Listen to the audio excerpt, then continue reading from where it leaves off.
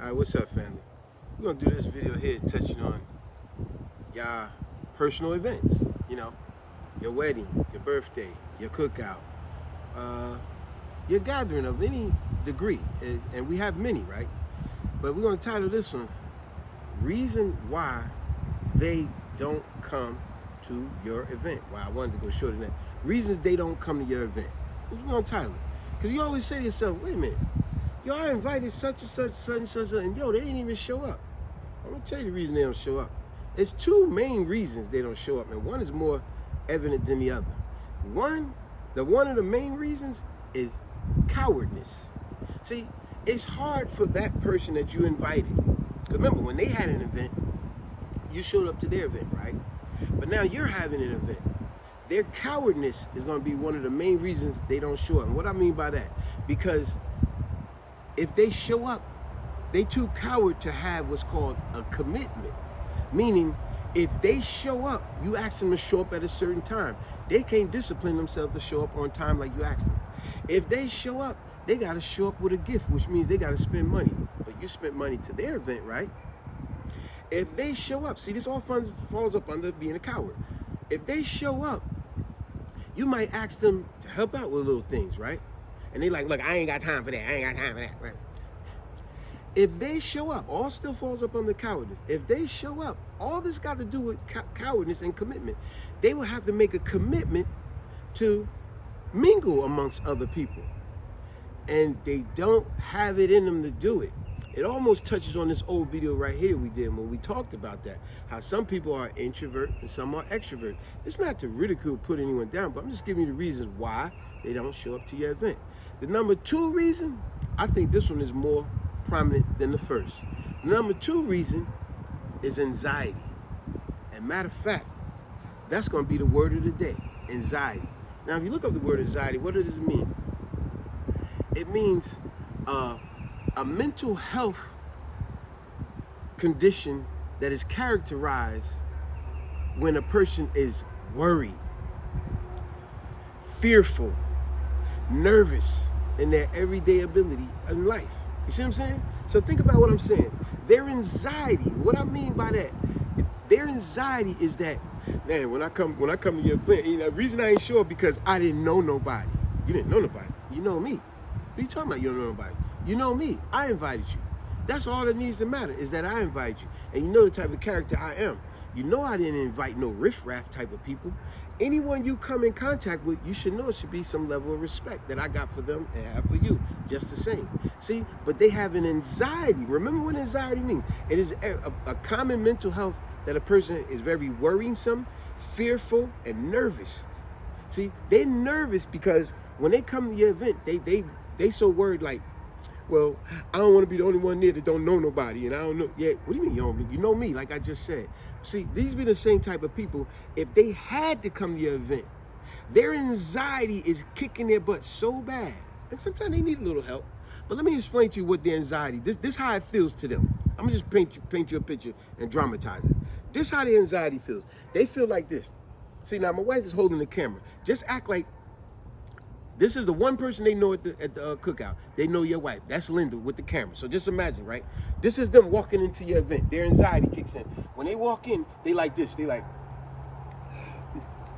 that big old, remember the big old Adams that be like, woman or man, don't matter. It be like, their anxiety kicking in. They see all these people and they like, oh my gosh, I don't know nobody. See, this is what anxiety feels like.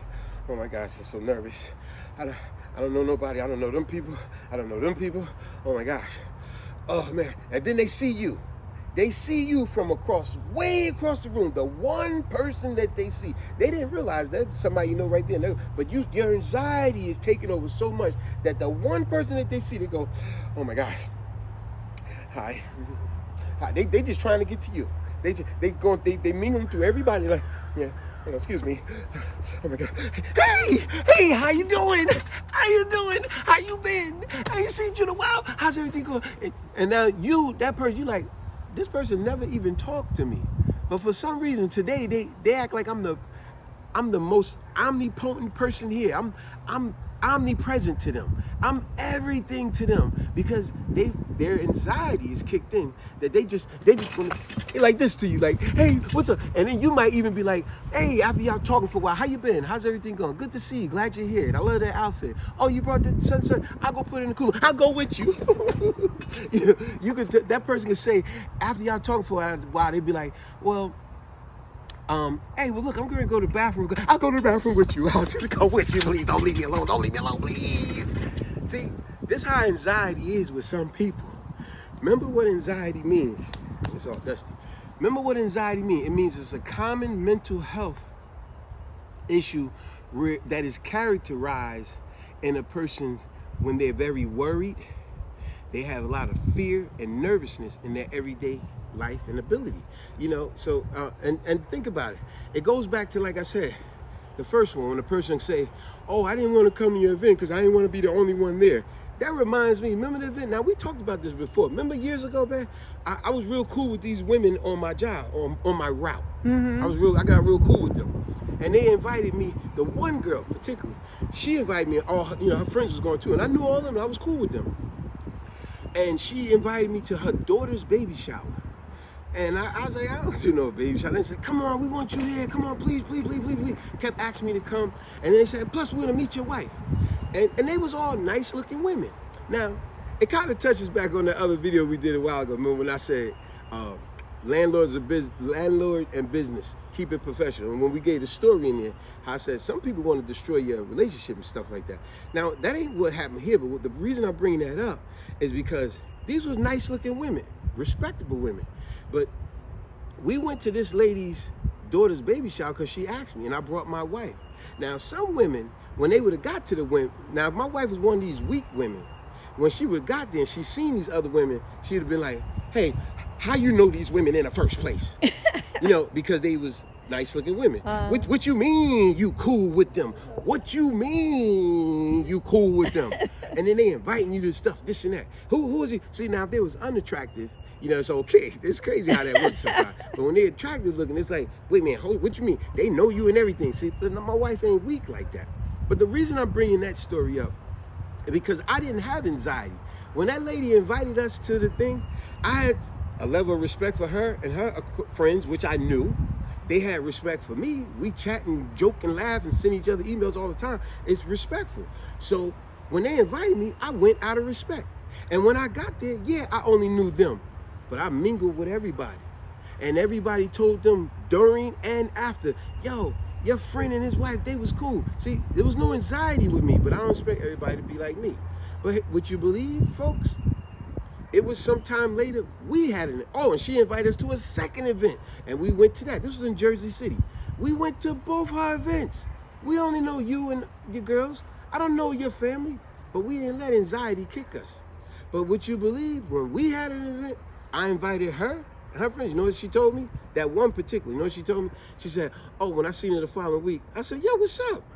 When you come to the event, yo, when you had your event, I came to yours. You see what I'm saying? When I told you earlier, the cowardness and the anxiety is why they don't show up. It's disrespect and all the other stuff too, but I'm going with these two. But anyway, I said to her, what you mean? I said, why you ain't show up? She said, oh, well, I just gave you a gift certificate. I want to give you a gift certificate. The reason I didn't show up because I didn't want to be the only one there that I ain't know nobody. I said, you know me and my wife. That's all that should matter. When I came to your event, I ain't know your family and your friends. I knew you and your friends that y'all work together. I didn't know nobody, but I didn't run that on you. She's like, oh, come on, don't make me feel bad. And I'm not trying to make you feel bad. I'm trying to make you feel aware of what you're doing. You see what I'm saying? It's crazy that you're actually talking about this topic. I don't know if I was born with a little bit of anxiety because of the way my father would actually disciplined us. Okay. We were 5 when we were growing up. Not 5 years old, like 5 brothers and sisters. We were 5 brothers. 2 sisters and 2 brothers. Exactly. Yes. And before we were invited to to an event or someone's house. Oh, I already know. Your father when you get over there, you better not ask for nothing. You better sit down. You sit down, don't ask for nothing. You don't want to do nothing. You don't want to eat nothing. You better sit down and be quiet. Oh my God. It was like that. You on point with what he said, but he didn't have that attitude. He kind of made a strong point that when we go in somebody's house, we all should sit down and don't ask for nothing. And don't ask for anything. Meanwhile, y'all sitting in y'all stomachs like. And we were. And then the lady's like, "Oh, are you guys hungry?" Y'all like, "No," and the stomach's like, "You lying." And I mean, anybody that'll hear this, they'll call it no. Well, that's discipline. But us as being a child, we had to like really be a little fearful because of the way our parents were actually Not telling your parents, us. your father. Your or mother my wasn't mother. like that. Yeah, my Your mother father. yeah, your father's like, "You better not ask for nothing." You know what I'm saying? When we go in there, all of y'all better sit down and don't ask for nothing. You know what I'm saying? So we were just sitting there out of being scared, out of just being respect, but more being scared. Stomach growling like crazy. You better not ask for nothing. For real. And that's what we did. And everywhere we go, we had that same attitude. Yeah. And everybody would say, "Oh my God, the Quinones family." They so quiet and that was our last name, Quinones. They would say, "Oh, they're such good kids and all that." Oh yeah, if we misbehave, we know what we're gonna get. Stomach growling like crazy. Like we're afraid to ask for something. But yeah, so back to the topic. Like I said, there's disrespectful reasons. There's so many different other reasons why they don't come. But one of my main reasons, which I've noticed with a lot of people, is those two: the cowardness within them, because they don't want to have a commitment to you. See, a lot of people have a problem when you say commitment to a lot of people. Meaning, I need you here this time. I need you to help out with this stuff. I helped you out with this stuff. I need you to buy this, bring this when you come. Yo, such and such and such are gonna be there. I need you to mingle with them. Oh, wait a minute, girl. You know I don't get along with such and such. Yo, man, I don't know about that, man. You know I don't get along with, oh boy, man, nah, man, I can't come, man. See, you letting all these other things get in the way from you being a mature adult. And when you're a mature adult, that cowardness is out the door. The other one, like I said, anxiety. Because I'm telling you, people really come into the place just like that. They walk in the place, you right there. They really, I know I said it already, but they really be like this, like.